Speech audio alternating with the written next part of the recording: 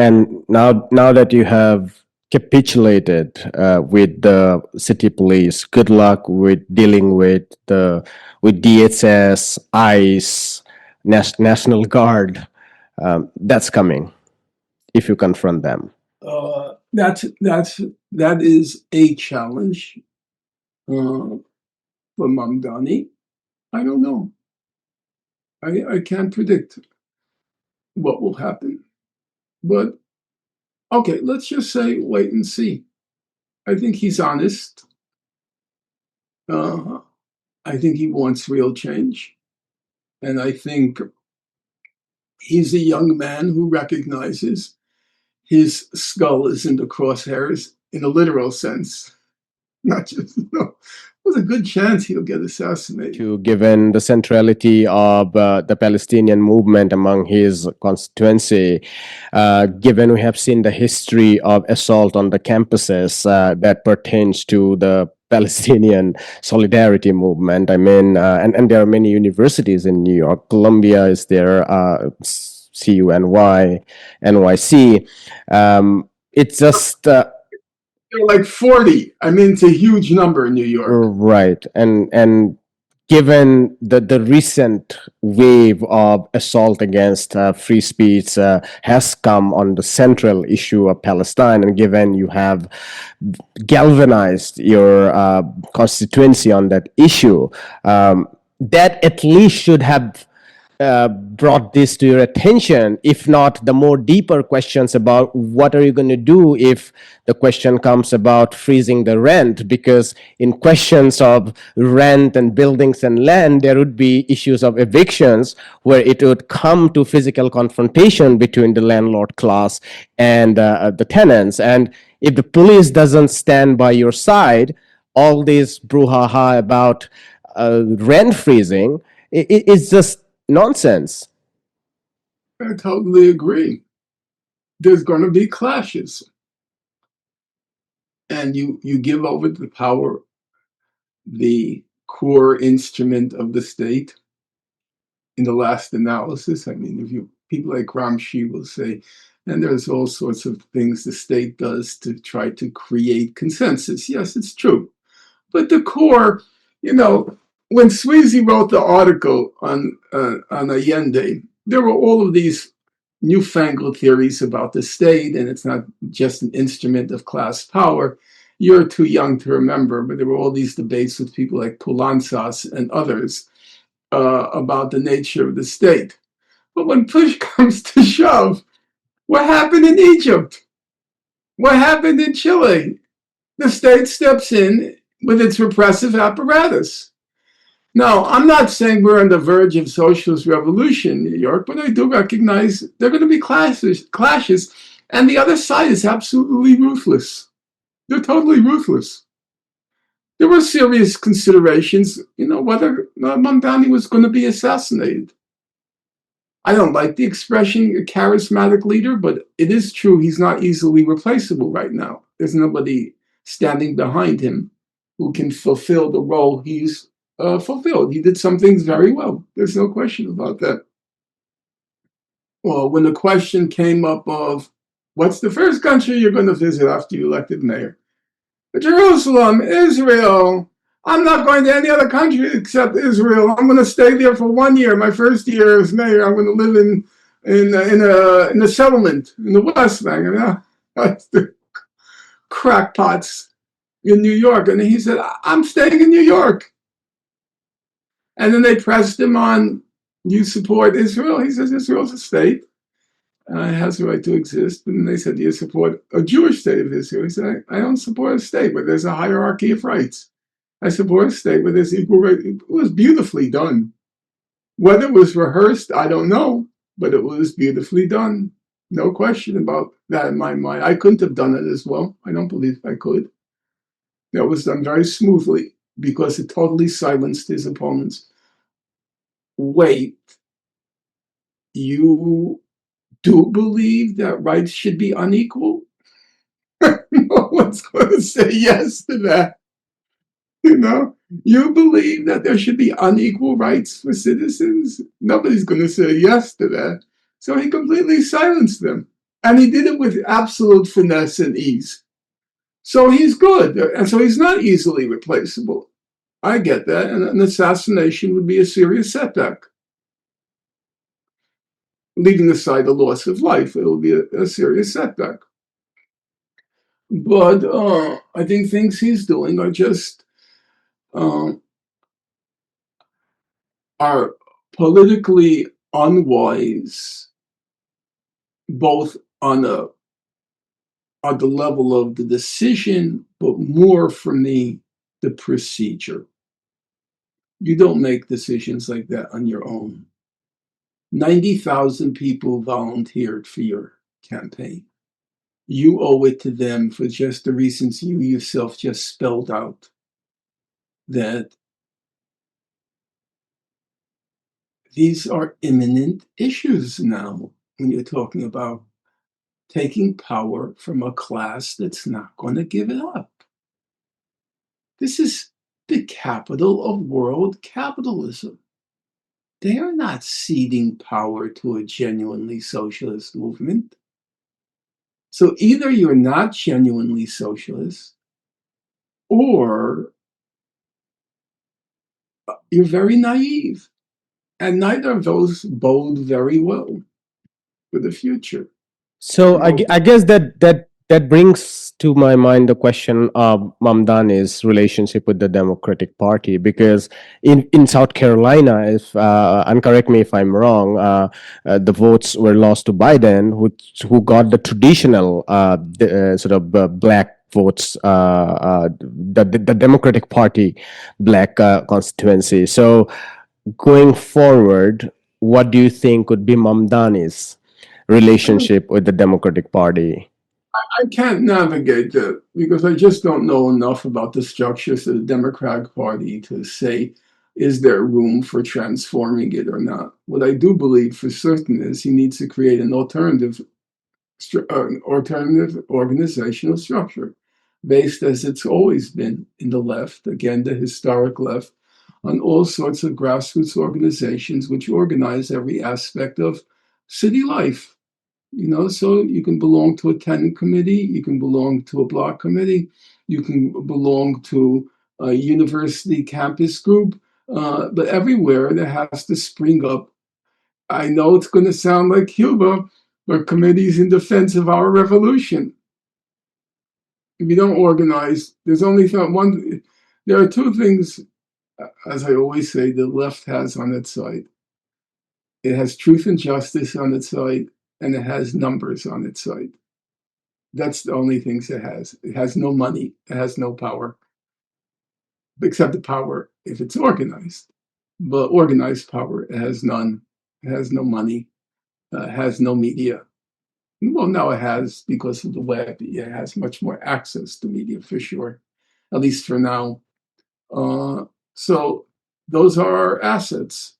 And those assets can either be diffuse or they can be concentrated. And the aim has to be now to make them concentrate.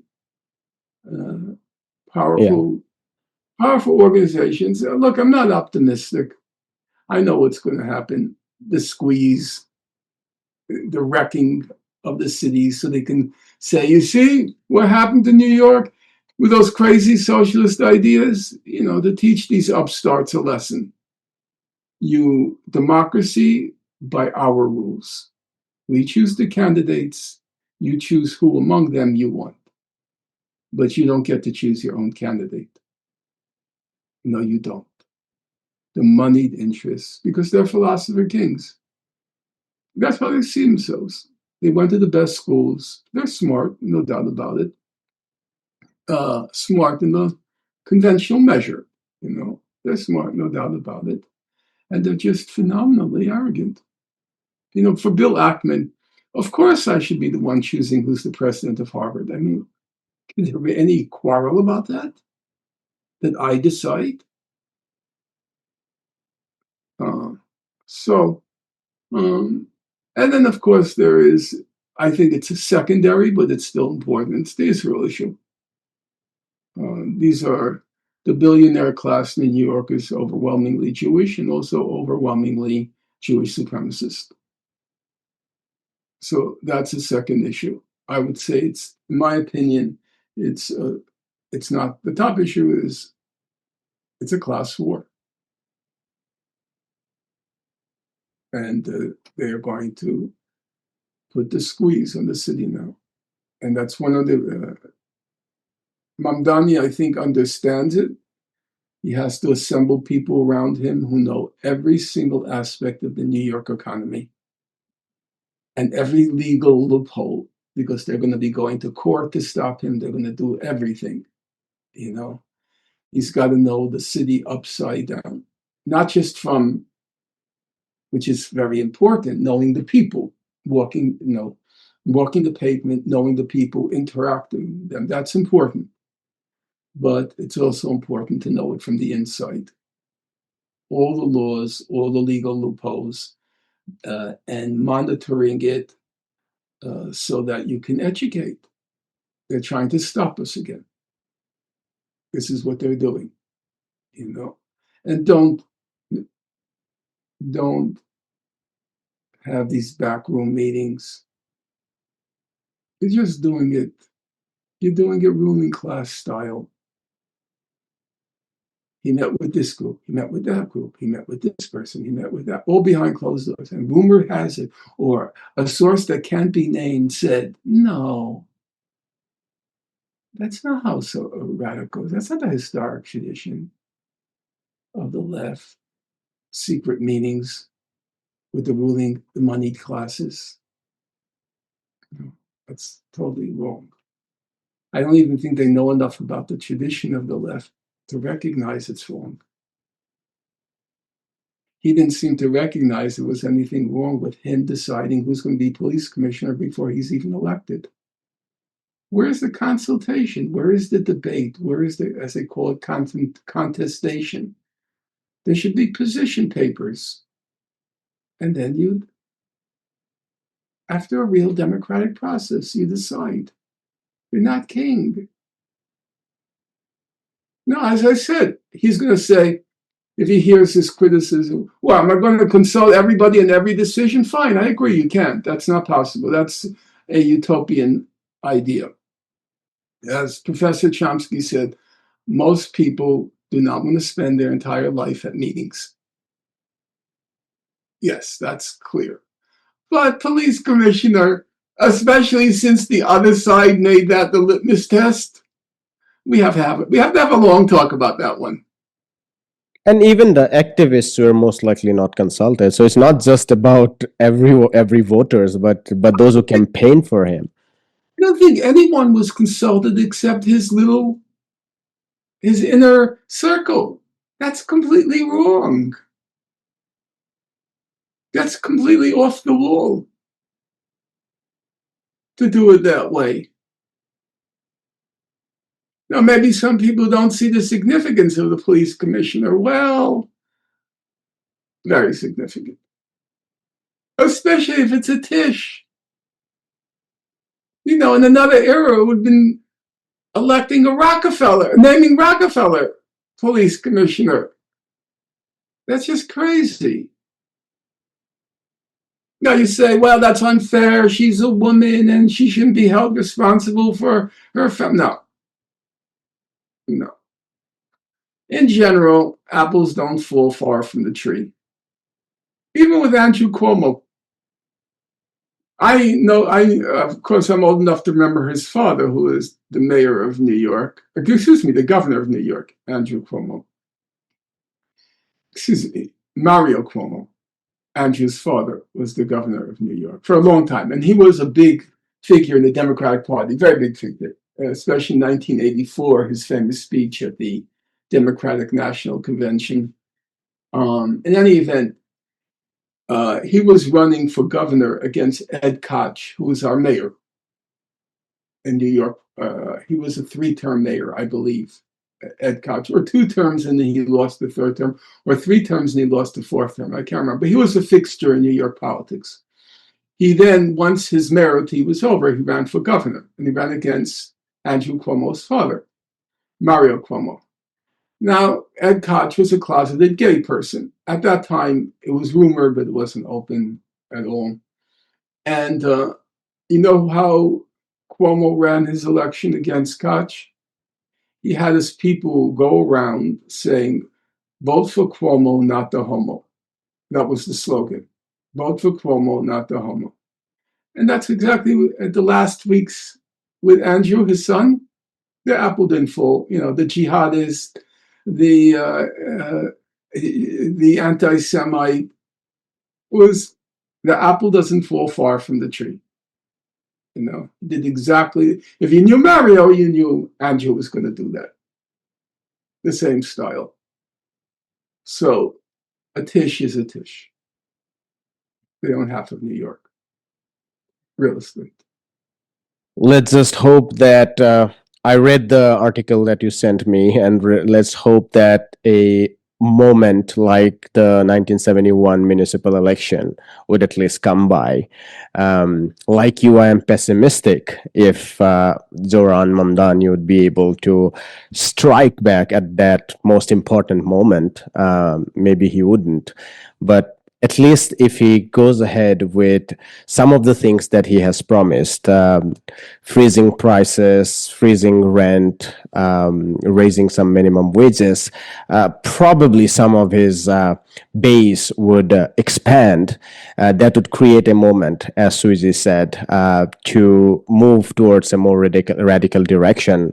I don't think Mamdani has the option that Allende Salvador had, because he was dealing with a country. These discussions were mostly related to seizing the military.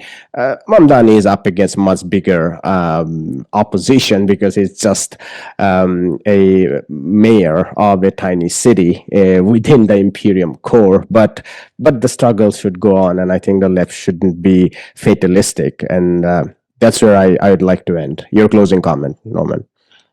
Not fatalistic. Not fatalistic. You know, Rosa Luxemburg famously said that solutions to problems, history has a way of providing solutions to problems as they arise. She called it a trick of history or something, that it provides solutions to problems as they arise.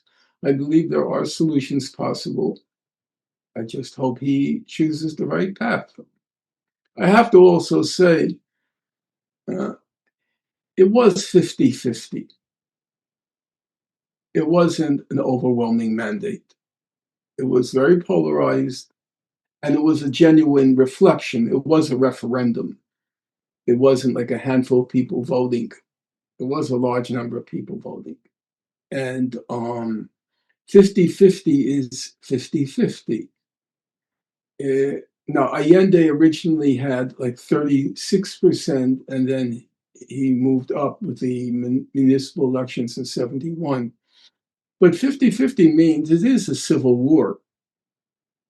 It isn't the overwhelming majority that Marx's, vision originally. The working class represents 90% of society, and it's just 10%.